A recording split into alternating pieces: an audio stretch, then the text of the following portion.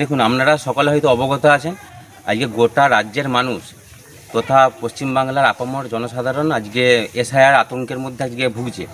এখানে আমাদের বাংলার মুখ্যমন্ত্রী তথা বাংলার মাননীয় মুখ্যমন্ত্রী মমতা বন্দ্যোপাধ্যায় তিনি বাংলার মানুষকে আশ্বস্ত করেছেন যে এখানে আতঙ্কিত হওয়ার কিছু কারণ নেই। তার কারণ তৃণমূল কংগ্রেস সর্বদা মানুষের সুখ দুঃখেই হোক বা বিপদের সময় হোক, আপনারা দেখেছেন বন্যার সময় বা খরার সময় বা কোনো বিপদ আপদ বা ঝড়ঝাপটার সময় বাংলার আপামর জনসাধারণের পাশে শুধুমাত্র তৃণমূল কংগ্রেস দলই কিন্তু সাধারণ মানুষের পাশে থাকেন।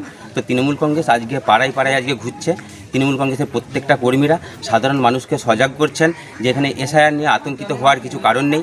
আমাদের দলীয় ছেলেরা তারা পাড়াতে বসে বসে তারা পাড়া বৈঠক করে মানুষকে বোঝাচ্ছেন এবং নিজের হাতে তারা ফর্ম ফিল আপ করছেন। তো এখানে আতঙ্কিত হবার কোনো কারণ নেই।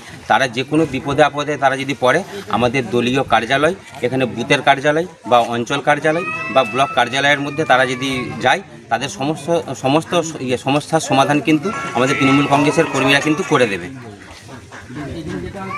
নমস্কার।